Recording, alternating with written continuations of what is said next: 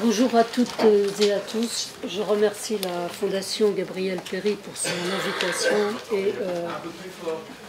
invitation et pour sa confiance. Donc en 20 minutes, je vais essayer de dégager ce qu'ont été les dynamiques sous-jacentes à cette Ola révolutionnaire qui a concerné la majorité des pays arabes, puisque il s'agit de mouvements de masse qui ont concerné en 2011 une série de pays, la Tunisie, Oman, l'Égypte, le Bahreïn, le Maroc, la Syrie, la Libye et le Yémen. En 2012, dans la seconde moitié, ça a été le tour de l'Arabie Saoudite, du Koweït, de la Cisjordanie, de la Jordanie. Et en 2013, sous sa première forme, ça a été aussi le tour du Soudan, et on verra dans la discussion de l'Irak. Alors ça, c'est la première forme des mouvements, c'est quand des populations entières descendent dans la rue avec un slogan qui est bien connu: le peuple veut le renversement du régime. À l'exception de deux d'entre eux, que sont Oman et le Maroc, où le slogan a été « le peuple veut la réforme du régime ». Quoi qu'il en soit, les mouvements ont adopté les mêmes comportements, avaient la même posture, et c'était souvent des réformes si radicales qui étaient demandées qu'elles remettaient de fait en cause l'essence même des régimes. Je pense par exemple à la corruption. Alors, ces mouvements sont totalement improvisés, c'est-à-dire que le manifestant qui descend dans la rue ne l'a jamais fait de sa vie, ne savait pas qu'il allait le faire la veille, et n'avait jamais vu même une manifestation devant lui, sinon par des moyens de télévision, mais ça se passait toujours ailleurs. Donc les mouvements ne sont pas issus des capitales, ce sont des mouvements issus des régions qu'on peut appeler laissées pour compte, périphériques, marginalisées, ou des villes qui sont peut-être très importantes d'un point de vue économique, mais qui connaissent un fort taux de chômage. Je peux vous citer Daraa en Syrie, Sidi Bouzid en Tunisie, Qatif en Arabie Saoudite, Sohar au Oman, etc. Donc, la colonne vertébrale de ces mouvements, leur force motrice, ce sont des chômeurs, des travailleurs extrêmement précaires, des intermittents du travail, on peut dire, des gens qui n'ont pas de travail fixe, qui n'ont pas d'avenir, de toute façon, travail ou pas, auxquels vont se joindre une autre catégorie qui va avoir une force plus fédératrice au niveau national, qui sont les chômeurs diplômés, parce qu'ils maillent absolument tout le territoire, et vont s'adjoindre à eux, par ondes successives, des lycéens, des étudiants et ce que j'appellerais, ce qu'on appelle souvent des classes moyennes, mais pas que, ça peut aller, parce que pour virer certains chefs d'État, il a fallu aussi certains sommets de l'État. Donc, le mouvement qui partait d'une revendication qui était le pain et la justice sociale va se doter d'un slogan très fédérateur, interclassiste, on dirait, qui est le slogan de la dignité. Et la dignité, c'est pas seulement quelque chose d'abstrait auquel on rêve, c'est quelque chose de très concret que chaque citoyen du plus pauvre jusqu'au patron d'entreprise a connu, qui est le refus de la corruption. Et chacun, quand il doit corrompre, quel que soit son poste, là se sent dans une position d'indignité, et c'est ça qui relie un petit peu toutes ces classes sociales en mouvement. Alors, ce mouvement part donc des catégories les plus précaires. Et comment est-ce qu'il va s'exprimer ? Il va s'exprimer par l'occupation de la rue. Alors l'occupation de la rue, la voie publique prend différentes formes. Ça peut être la manifestation, qu'on connaît. Ça peut être les marches, parce que c'est parti de régions souvent extrêmement périphériques, et pour se faire voir, il fallait aller au moins d'une ville à l'autre. Ça a été le cas, par exemple, du sud marocain, etc. Et puis, ça a été aussi les occupations de places. Occupations de places, avec souvent montage de tentes, ce qui veut dire qu'on pérennise les campements, comme ça a été le cas au Yémen, à Oman, en Jordanie, etc. Donc, ces mouvements vont regrouper des populations dans leur entièreté, hommes, femmes, mais aussi enfants. Dans certains pays, vous avez des cortèges. Ce n'est pas des enfants qui viennent en tenant la main de leurs parents. C'est des cortèges d'enfants, des orateurs et des oratrices qui prennent la parole et haranguent les foules. Donc c'est l'extrême jeunesse de ces mouvements de façon générale. C'est la présence des femmes où progressivement le mouvement devient mixte. Il n'a pas toujours été à son point de départ, notamment en Tunisie. et une mixité qui se décline selon des modalités différentes, puisque dans certains pays, comme la Libye, Oman ou le Yémen, vous savez que les cortèges étaient séparés. Mais peu importe, au total, au final, les femmes y ont fortement participé. Et je dirais que je vais faire une mention, parce que je ne vais pas parler ici de la répression, de la contre-révolution, on n'a pas le temps, mais à ce sujet, il y a des femmes qui ont disparu des mouvements. Donc il faut quand même se poser ici la question. Il y a deux formes de faire disparaître les femmes des mouvements avant même que les révolutions soient terminées. La première façon de les marginaliser, ça a été la militarisation de certains d'entre eux. Je pense à la militarisation de la révolution libyenne et de la révolution syrienne, qui les ont exclus de fait par un processus assez rapide. Et puis, il y a la disparition pure et simple. Là, je vais vous citer le cas syrien. Il y a eu des centaines de milliers de morts en Syrie. Et bien évidemment, les révolutionnaires syriens ont rendu hommage à tous les martyrs qui sont morts, disons, en faisant la révolution. Et tous les jours, vous pouvez vous recueillir, même virtuellement, sur les pages Facebook, vous avez l'identité et les photos des gens décédés. En revanche, il y a eu des milliers de femmes violées et aussi à leur demande, il n'y a aucun hommage qui leur a été rendu. Elles ont disparu. Alors, ces mouvements, j'ai dit que c'est l'occupation de la rue, que ça part des précaires. Dans certains pays où il y a une classe ouvrière, on va dire, organisée, que ce soit par le biais syndical ou par la voie de l'auto-organisation à son tour, l'Assemblée générale, il y a eu un accompagnement des mouvements par ces forces-là. Je pense notamment à la Tunisie, par la base syndicale, évidemment pas la direction. Je pense à l'Égypte et particulièrement au sultanat d'Oman, où le mouvement a été d'emblée social, avec grève dans toute la fonction publique la première année et grève dans le privé l'année qui a suivi. Mais les mouvements de grève, quand ils ont existé, n'ont jamais été, de fait, n'ont jamais été conçus non plus comme la façon qui allait renverser le pouvoir. C'était un plus, c'était un adjuvant.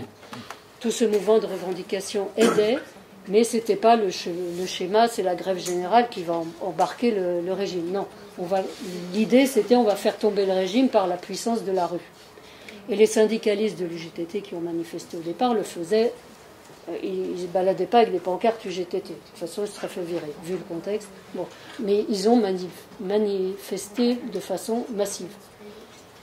Alors, ça c'est important pour la suite parce qu'il y a eu aussi des grèves, comme au Yémen, mais on a appelé ça la révolution parallèle. Et c'était des grèves qui n'étaient pas la revendicative, des revendications catégorielles, mais qui étaient politiques.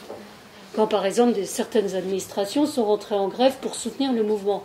C'était des grèves pour faire tomber le régime. Bon. Il y a eu aussi en Syrie d'autres mouvements. Ça a été des grèves, mais ce n'était pas la classe ouvrière en tant que telle, c'était des grèves des commerces qui baissaient le rideau. C'était la grève des parents qui n'envoyaient plus leurs enfants à l'école. Bon, des journées d'insoumission, on peut les appeler de cette façon-là. Donc l'axe central que se proposent les manifestants, c'est de renverser des régimes par la voie, disons, pacifique, donc politique. À ces mouvements vont participer toutes ce que j'appellerais les groupes ou les minorités opprimées ou non. Alors j'ai cité les femmes, mais il y en a beaucoup d'autres. Je pourrais penser à d'autres minorités sexuelles comme les lesbiennes ou les gays qui ont évidemment participé. On peut penser à des minorités dites ethniques ou culturelles. Les berbères ont participé évidemment. Les Kurdes ont participé. Les minorités religieuses comme les chrétiens d'Égypte ont participé. Et en Syrie, ça a été le déferlement de toutes les minorités. Ismaéliennes, chrétiennes, arméniennes, kurdes, palestiniennes ont toutes participé au mouvement, y compris alaouites et autres. Donc, quand ils participent, toutes ces minorités, ça n'est pas avec des revendications spécifiques, c'est toujours en disant le peuple veut la chute du régime, à ceci près que pour les berbères ou les kurdes, ils le disent dans leur propre langue. Évidemment, en Syrie, on disait Azadi, on n'utilisait pas Horeya pour revendiquer la liberté.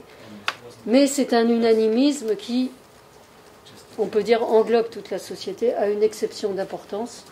C'est une catégorie qui ne participe pas à cette phase-là du processus, qui sont les travailleurs étrangers. Et c'est d'autant plus important que pour les pays du Golfe que j'ai cités, Et dans ces pays-là, les travailleurs étrangers représentent en général 80% du secteur privé.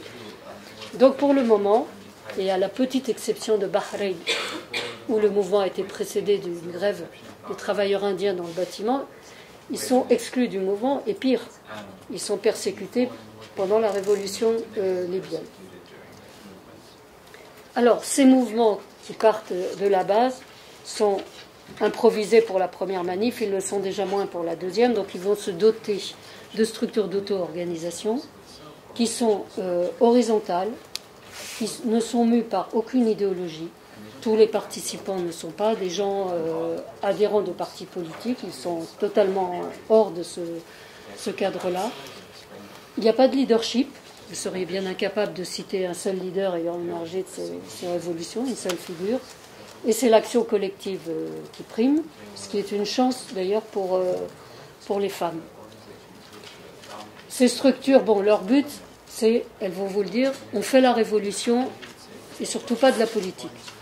C'est deux champs qui sont dans leur esprit totalement disjoints. Leur but, c'est de préparer la nouvelle manifestation. Et préparer une manifestation, c'est quelque chose de beaucoup plus compliqué que dans un pays démocratique. Ça veut dire préparer les pancartes, ça veut dire fabriquer des banderoles, ça veut dire préparer des slogans, ça veut dire s'être adjoint à toutes les technologies les plus sophistiquées pour examiner les plans des villes, préparer les sorties parce que la répression est quelque chose de terrible, les snipers sont sur les toits, donc il faut tout préparer, les évacuations, les secours, l'urgence, et dans le cas syrien, les coordinations ont aussi pour rôle, en plus de tout ça, de préparer la relève, parce que chaque coordination va être liquidée. À Damas, on en est à la 8e ou 9e coordination, toutes les précédentes ont été liquidées physiquement par la répression. Donc voilà le rôle de ces manifestations. Ce n'est pas, si vous voulez, il n'y a pas dans l'esprit de ces coordinations, et même s'ils l'ont dans l'esprit, ils n'ont pas le temps d'y penser, de penser à l'après. On est dans le ici et maintenant. On organise et on essaye de tenir tout ça. Parce que la répression est telle qu'on n'a même pas le temps de se réunir pour dire ça sera comment la Syrie de demain, la Libye de demain, la Tunisie de demain. Non. Ça ne veut pas dire que les gens n'y pensent pas, mais ils n'ont pas le temps de construire un projet alternatif dans les détails. Ceci dit, il y a eu quand même sous les tentes, on va dire, notamment du Yémen, des ébauches de contre-sociétés alternatives qui se sont un petit peu élaborées, ne serait-ce qu'au niveau symbolique. Et il faut aussi mentionner l'exemple syrien, où la contre-société n'a pas été que symbolique, puisque à chaque fois que des zones ont été libérées en Syrie, elles ont été autogérées et auto-administrées par des citoyens qui ont pris en charge et qui ont créé, on peut dire, des formes d'État nouvelles. Ça mériterait un livre, donc j'arrête là sur ce sujet. Alors, ces révolutionnaires, on a dit au départ le nombre des pays que ça a touché, donc à l'exception de Algérie, Liban, Qatar et Émirats arabes unis.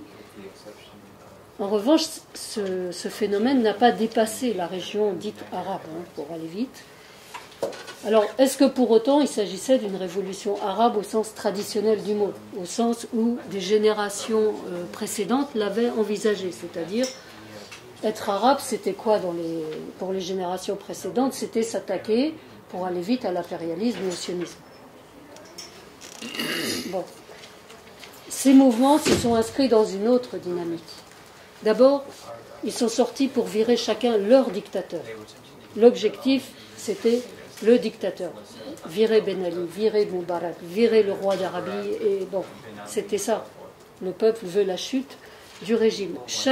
Les manifestations ont arboré des drapeaux nationaux et pour certains des hymnes nationaux. Donc ça a été chaque peuple uni dans des frontières qui n'étaient pas à ce moment-là discutées. Et il n'y a pas eu de mouvement de coordination pour essayer de créer des structures entre pays arabes. Il y a juste eu des mouvements de solidarité quand vraiment la répression était trop forte dans un pays. On a vu des manifestants aller devant les ambassades représentant ces pays, mais ça n'a pas, disons, dépassé ce stade au niveau de la construction des mouvements. Alors, est-ce que ça s'est vraiment limité à ça? Moi, j'ai beaucoup attendu de voir, parce que je savais que les mouvements allaient passer d'un pays à l'autre, comment ça allait se passer dans certains pays. Et donc, si on avait encore un doute à ce sujet, de cette dimension, disons, nationale de chaque mouvement, la preuve en est un petit peu donnée par ce qui s'est passé en Cisjordanie, en Jordanie et en Syrie. Bon, en Syrie, où il y avait des populations palestiniennes qui ont manifesté avec la population syrienne, le mot d'ordre était toujours « le peuple veut le renversement de Bachar ».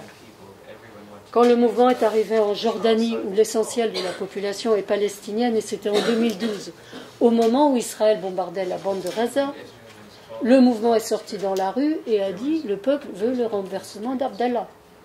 Il a ajouté « et aussi de Bachar ». On aurait pu imaginer que ça dépasse un peu, mais ils s'en sont tenus là.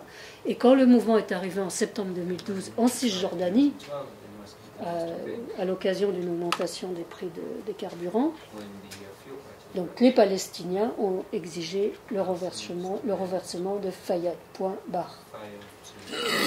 Donc voilà un petit peu la dimension de ces mouvements au départ. Alors ces coordinations dont j'ai parlé, elles n'ont pas résisté soit à la chute des 4 dictateurs qui ont quitté de fait la tête du régime, soit elles n'ont pas résisté à des vagues de répression absolument terribles. Donc on peut dire qu'à part en Syrie et au Bahreïn, où il y a un petit peu l'activité de départ se maintient, même si c'est de façon extrêmement réduite aujourd'hui, les autres mouvements tels qu'ils étaient ont disparu et se sont volatilisés. Ça ne veut pas dire qu'il ne se passe rien. Disons que la révolution chemine par d'autres voies. Qu'est-ce qui s'est passé après? Vous me direz le temps qui me reste. 5 minutes. Alors, ce qui s'est passé après, ça tient en 2 mots. D'une part, ça a été toutes les minorités dont j'avais dit qu'elles manifestaient de façon unanime avec la population, sont sortis à leur tour dans les rues, mais cette fois-ci sur des revendications spécifiques. Les Berbères, les Kurdes, les femmes, les homosexuels plutôt sous le thème de l'auto-affirmation que de la revendication, des minorités spécifiques comme les apatrides du Koweït ou les Argham au Yémen, c'est une catégorie qu'on pourrait qualifier d'intouchable, qui vit dans l'ostracisme et le mépris social, des catégories qui n'avaient jamais fait parler d'elles au niveau religieux, comme les Juifs de Tunisie l'année dernière, qui ont manifesté aussi, des catégories telles que les migrants ou les demandeurs d'asile qui se sont révoltés dans différents pays, les Noirs qui ont créé un mouvement antiraciste, notamment en Tunisie, etc. C'est-à-dire qu'on voit toutes les minorités qui avant ne pensaient qu'à une chose, c'était à se barrer, maintenant elles restent pour lutter. Donc ça c'est tout à fait nouveau, ça c'est le premier phénomène, et ce qui est plus important, c'est pas plus important, c'est important, les travailleurs étrangers dont j'ai dit qu'ils étaient les grands absents de ce mouvement, l'année dernière, dans le Golfe, ça a été l'irruption des grèves ouvrières dans le sultanat d'Oman de façon extrêmement impressionnante parce qu'ils sont dans des secteurs stratégiques. Donc voilà, grève dans la construction de l'aéroport international de Masqat. La révolte des employés indonésiens qui ont carrément brûlé leur consulat en Arabie Saoudite l'année passée. Et plus près de nous, 800 ouvriers du Qatar qui font grève 3 jours en novembre dernier. Ce qui se passe aujourd'hui, tout ça continue, bien évidemment. Si on se revoit dans un an, je pourrais vous allonger le catalogue des revendications. Alors, ces mouvements n'ont pas du tout affecté les partis politiques préexistants, communistes, nationalistes ou islamistes. Ils sont restés avec leur logiciel des années 70 et ils ont continué leur activité comme si de rien n'était, même si c'est d'eux qu'on parle beaucoup. Donc ce qui m'intéresse, c'est plutôt de voir ce que ça a produit au niveau politique, ces mouvements, de tout à fait nouveau. Ça a produit 2 mouvances. Avant d'évoquer la première, qui est la mouvance libertaire, qui était inédite, il faut aussi s'attacher à souligner un aspect des luttes, c'est-à-dire qu'il n'y a pas eu que des luttes revendicatives, je réclame un droit, il y a eu des exercices de droit directement, donc des attitudes transgressives. Dans beaucoup de cas, on pourra y revenir dans le débat, où les gens ont exercé leurs droits. Par exemple, les femmes de Syrie ont décidé qu'elles enterraient les morts. Ce n'était pas permis, mais elles l'ont fait. Les femmes d'Arabie Saoudite n'ont pas dit on veut conduire poliment, elles ont pris le volant et elles ont conduit. Les Soudanaises ont manifesté tête nue, etc., etc. Alors que ça soit dû à la contingence, à l'euphorie révolutionnaire ou à autre chose, il faut le noter, parce que quand la mouvance libertaire qui a éclos pendant ces soulèvements et s'est construite, évidemment, elle a été favorisée par deux éléments, qui étaient l'auto-organisation à la base, elle était très à l'aise là-dedans, et deuxièmement, les attitudes transgressives qu'elle a cultivées quand elle ne les a pas initiées dans certains endroits. Bon, je ne fais pas de pronostic sur l'avenir de cette mouvance ici. En revanche, la seconde mouvance, qui me paraît être une lame de fond, une déferlante, et dont on va entendre parler longtemps au niveau politique dans la région, c'est la mouvance que j'appellerais écologiste, qui est aujourd'hui quelque chose qui est en train de mobiliser des foules entières. C'est-à-dire que c'est le peuple qui se soulève pour des raisons écologiques, parce que l'air est pollué, l'eau est polluée, la terre est polluée, et comme si ça ne suffisait pas, les multinationales vont implanter des projets. Notamment, il y avait déjà des projets d'exploitation, des industries polluantes, mais maintenant on a gaz de schiste, etc. Donc la mouvance écologiste, elle est d'emblée une mouvance sociale, parce que partout elle va combiner la revendication pour l'emploi et la revendication purement écologiste, si vous voulez. Alors pourquoi ? Il y a une explication, c'est que dans les zones industrielles ou les zones de mines ou les zones d'exploitation où l'air est irrespirable, les populations meurent de cancer. C'est pas seulement que ça sent mauvais, c'est beaucoup plus grave que ça. Et les populations vous disent, et voilà comment s'installent les revendications, on n'a pas l'emploi, mais on a les maladies professionnelles. Donc si au moins on avait l'emploi, peut-être qu'on supporterait tout ça. Et donc ça fait que c'est dans une pancarte, ils ont emploi, et dans l'autre, ils ont non à la pollution. Et c'est de fait, c'est lié. Je vais prendre ce qui se passe aujourd'hui maintenant en Algérie, ce pays qui n'a pas participé au départ au soulèvement, et qui en est une nouvelle illustration. L'année dernière, vous avez eu une déferlante, un mouvement de chômeurs dans toutes les régions justement marginalisées et paupérisées de l'Algérie, le sud. Un mouvement de chômeurs extrêmement massif. Et le mouvement continue. Il a beaucoup explosé au mois d'avril 2014, c'est là qu'on a entendu parler le plus. Cette année-là, depuis un mois et demi, vous avez toutes les populations du sud qui sortent dans la rue pour demander qu'on n'exploite pas le gaz de schiste en Algérie, qui est prévu comme le 4e producteur au niveau mondial. Bon, les prévisions les plus... Ces deux mouvements étaient parallèles jusqu'à la semaine dernière, et la jonction vient de s'opérer. Si je vous ai cité les ouvriers du Qatar étrangers, et si je vous ai cité l'Algérie, et ça sera ma conclusion, c'est parce que, on pourrait revenir sur le fait que 4 pays n'ont pas participé au début à cette déferlante révolutionnaire, mais qu'actuellement, ils sont de fait, comme le Qatar et l'Algérie, ils sont touchés à leur tour. Et mon pronostic, qui est très prudent, puisque je pense qu'on est au début d'un très très long processus dans la région, c'est que la jeunesse n'a absolument pas dit son dernier mot. Je vous remercie.